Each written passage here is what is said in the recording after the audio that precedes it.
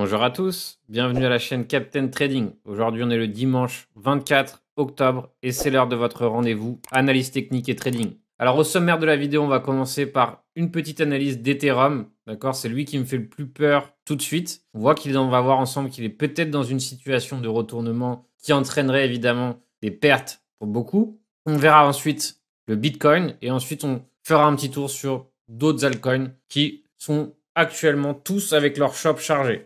Alors, aujourd'hui, je vais commencer par Ethereum parce que j'ai l'habitude de commencer par Bitcoin. Alors, aujourd'hui, je décide de mettre Ethereum à l'honneur. Pas mal de petites choses qui m'interpellent et de façon assez négative sur le court terme. Encore une fois, sur le court terme. Ça ne veut pas dire que ça y est, il faut tout vendre, c'est la fin des cryptos, c'est la fin du bull market. Non. On va voir que sur le court terme, il y a quelques signaux qui pourraient être baissiers court terme. Donc, le premier, ça serait éventuellement si on clôture de cette façon.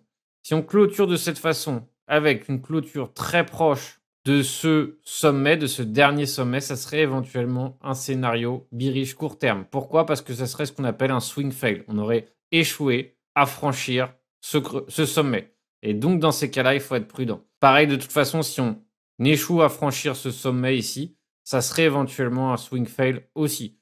Donc, quoi qu'il arrive, il faut être extrêmement prudent. On va voir que cette prudence, on va la remarquer encore plus sur le court terme. Pourquoi? Comme on peut le voir ici, on observe sur Ethereum ce sommet ici des 4330. On voit ici qu'on a réussi à s'en affranchir. C'était une résistance. Ici, comme on peut le voir, plusieurs points de contact. Un point de contact chute et derrière breakout. Et maintenant, on a fait une superbe étoile du soir ici sur le sommet des 4369. Donc, qu'est-ce qu'il y a? Ça veut dire qu'actuellement, si on franchit les 3888 à la baisse, on les franchit à la baisse, ça nous donnerait ce qu'on appelle un scénario en M. Comment est-ce qu'on voit le M? Tout simplement comme ceci. Première barre du M, milieu du M, et derrière, on aurait un scénario en M. Alors, avant de crier au loup, avant de crier à la fin, évidemment, tant que on ne franchit pas les 3888 en clôture, rien n'est joué. Pourquoi?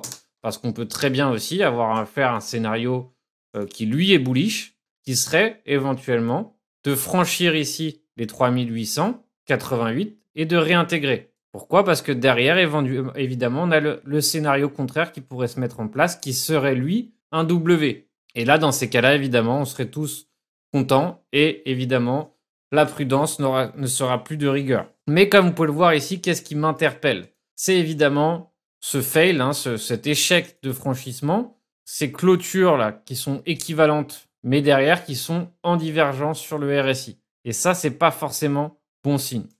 Donc, il faut être extrêmement prudent. Pourquoi? Parce que je sais que ici, si on franchit ce niveau en clôture, il y aura beaucoup de stop-loss qui vont se déclencher. Il y aura beaucoup de positions qui seront liquidées. Et derrière, évidemment, si on est entièrement bullish, si on ne voit pas ce scénario baissier, on sera pris de court sur ce scénario et ça sera évidemment dommage. Alors, pour ma part, qu'est-ce que je fais? J'ai toujours des Ethereum en spot.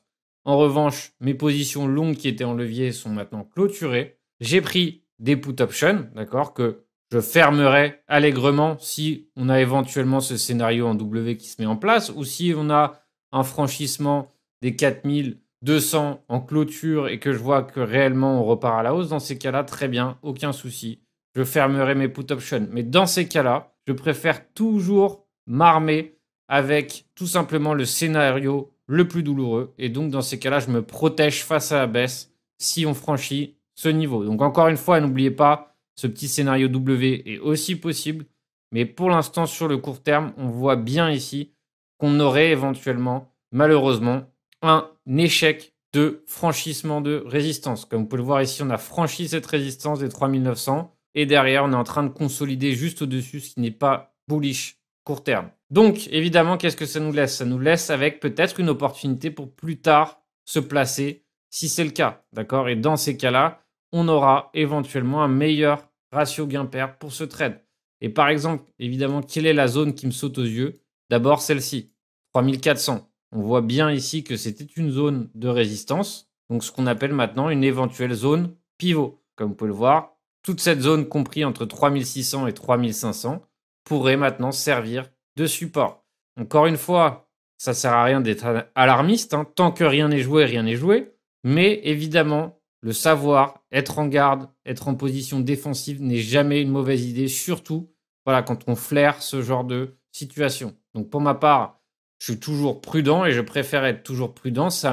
Tout simplement, ça me sauve en cas, évidemment, de scénario baissier. D'accord? Le fait d'être entièrement boule et de jamais penser à couvrir ses arrières est généralement une mauvaise idée, surtout dans le monde de la crypto. Alors ça, c'est pour Ethereum. On vient de voir scénario en M possible, scénario en W possible. Et encore une fois, hein, le dernier scénario, celui que tout le monde aimerait, c'est tout de suite un franchissement des 4340. Et dans ces cas-là, tout n'était qu'un mirage et tout va bien. D'accord? Mais vraiment, lorsqu'on voit ce genre de situation, prudence. Et moi, pour ma part, je suis prudent.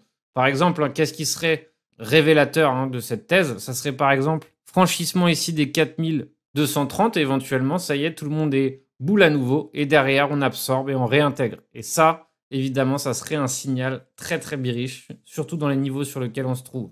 Donc, prudence. Il est préférable d'être prudent et donc de couvrir ses arrières ou de savoir évidemment quel plan on a. Si vous êtes ici exposé en levier, en surexposition, faites attention évidemment. Alors maintenant, on va passer au Bitcoin, évidemment. J'aime bien, comme vous le savez, me mettre en weekly d'abord. C'est très important de se mettre en weekly, d'avoir un peu la notion de ce qui s'est passé les semaines précédentes. Quel niveau on a qui est extrêmement important? C'est la clôture de la semaine dernière, d'accord? C'est un niveau référence. Et le haut weekly, d'accord? C'est les deux niveaux les plus immédiats qui sont extrêmement importants.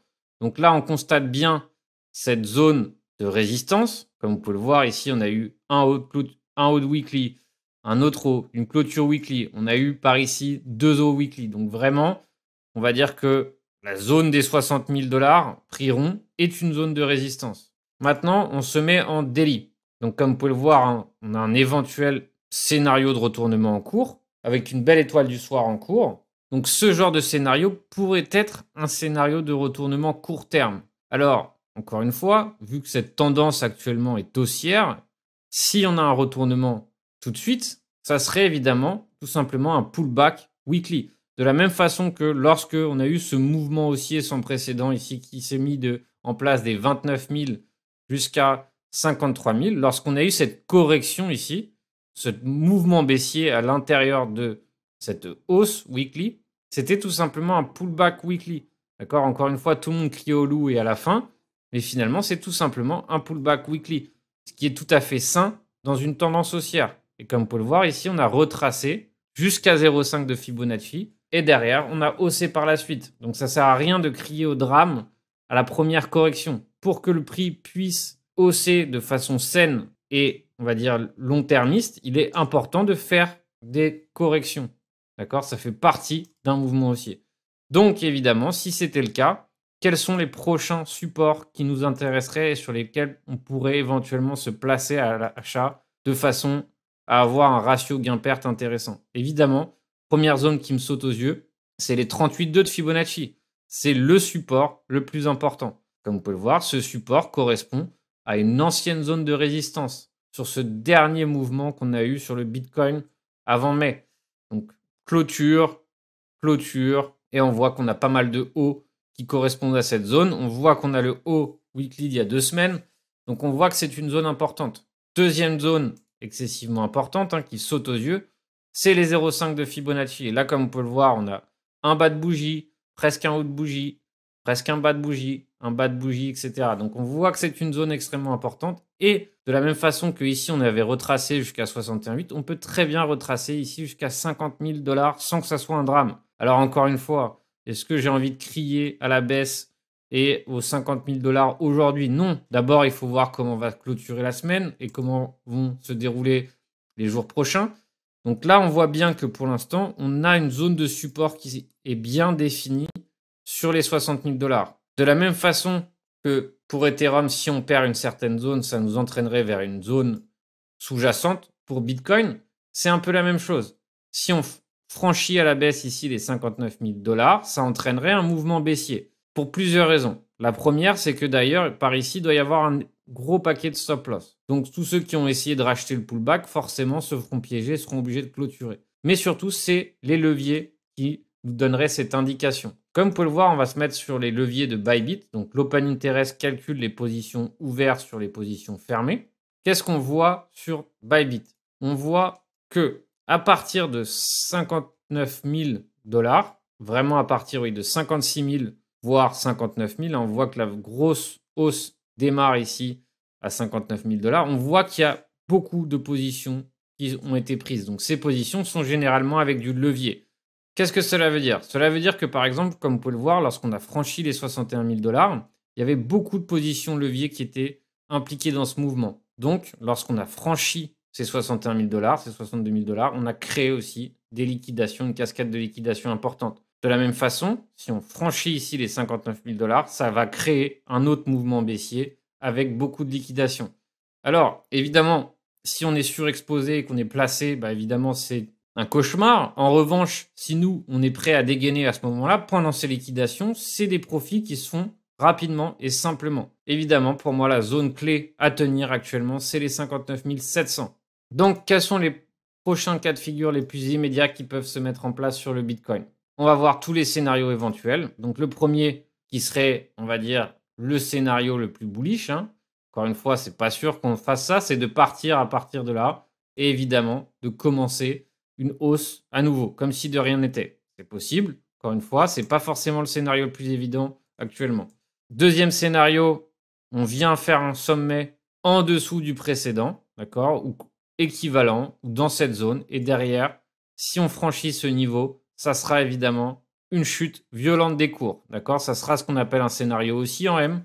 Et dans ces cas-là, ça fera mal à beaucoup. Et évidemment, on se rejoindra sur les prochaines zones ici des 56 000 $. Et évidemment, des 54 000 $ aussi par la suite si la première zone échoue. Donc il faut comprendre que même s'il y a ça qui se met en place, ça ne remet pas en cause la thèse long terme qui est plutôt bullish pour l'instant. Donc ça, c'est évidemment pour tous les scénarios, tous les cas de figure qui peuvent se mettre en place. Encore une fois, un dernier cas de figure, toujours bien de les connaître tous, ça serait évidemment d'aller chercher ici la liquidité qui se trouve sous ce creux, absorber, réintégrer, derrière ici, faire un creux équivalent et éventuellement un W. Tout ça sont des scénarios qui sont possibles et qu'il faut surveiller de très près. Encore une fois, le problème, c'est que beaucoup sont pris par surprise. Donc, évidemment, l'inconvénient, c'est soit d'être trop exposé, de ne pas avoir de plan, de se faire liquider, de ne pas respecter son stop loss et d'être pris par surprise. Une fois qu'on a un peu élaboré tous ces cas de figure, on est beaucoup plus tranquille face au danger et on est éventuellement protégé face à ce danger. Donc aujourd'hui, j'ai préféré tout simplement évoquer avec vous tous les scénarios possibles pour illustrer par exemple le fait qu'actuellement, certains altcoins ont un shop chargé. Donc généralement, vous le savez, un shop chargé indique un mouvement explosif à l'approche. Donc quel est le problème? C'est que si vraiment il y a un retournement sur Ethereum et sur Bitcoin, ce mouvement explosif pourrait finir sur une baisse. Donc c'est pour ça que je préfère pas tout simplement vous indiquer tout de suite que c'est un gros pump qui est à venir sur ces coins, tout simplement parce que ça peut être le scénario inverse qui se met en place sur ces shops chargés. Alors, quel crypto a actuellement le shop chargé? Le Atom, d'accord? Le Atom a un shop daily qui est chargé. Donc, quel est le problème? C'est que, évidemment, ce shop peut se décharger à la hausse comme à la baisse. Plutôt que de spéculer sur la suite des cours, comment on peut faire pour justement essayer d'anticiper dans quel sens ça va aller? Tout simplement attendre patiemment un vrai franchissement ici des 37 $. On peut se mettre une alerte et si vraiment on franchit en clôture, parce que ici, comme vous pouvez le voir, on a eu 4 rejets, 3 rejets de suite, dans ces cas-là, on pourrait très bien acheter la force sur le pullback. Et dans ces cas-là, on prend beaucoup moins de risques. Pourquoi? Parce que ici, par exemple, c'est pareil. Si on franchit les 33 $ à la baisse, possiblement, ça va entraîner un mouvement baissier. Et dans ces cas-là, on se priverait d'éventuellement acheter le bas du range. Donc c'est pour ça que c'est très important d'être prêt un peu pour tous les scénarios et du coup ne pas uniquement viser un seul scénario. Donc shop chargé, donc à surveiller de très près, il y aura un mouvement important qui va se mettre en place. Pareil ici sur le axe, shop est chargé à fond. Évidemment, qu'est-ce que ça implique? Ça implique qu'il peut se décharger à la hausse comme à la baisse. Franchissement des 132, confirmation de l'éventuelle hausse. Franchissement des 113, confirmation d'une éventuelle baisse. Donc encore une fois, en clôture, si c'est une mèche comme ça n'a pas de sens, ça n'a pas d'intérêt. C'est une déviation et pas un vrai mouvement. Donc ça, il va falloir surveiller de très près. Encore une fois, le Axe a son shop qui est chargé dans toutes les UT. Donc pour l'instant, ce support tient relativement bien, ce qui est plutôt positif pour le Axe. Donc voici le coin qui avait été choisi dans les commentaires, c'était le CHZ. Donc ici c'est pareil, le shop est ultra chargé, donc ici pas beaucoup d'issues, c'est la même chose. Soit on arrive à franchir les 33,6 centimes, et là dans ces cas-là ça serait un éventuel début de breakout, et dans ces cas-là avec autant d'énergie on pourrait facilement aller chercher ici les 44 cents, les 44 centimes qui sont le sommet le plus haut avant la correction qu'il y a eu en septembre. Donc forcément, à un niveau, il y aura beaucoup de distribution, beaucoup d'offres, comme on dit. Et ici, si on franchit les 30 centimes à la baisse, on pourra se diriger jusqu'au prochain support qui serait sur les 24 centimes. Alors évidemment, pas de boule de cristal, c'est difficile à dire.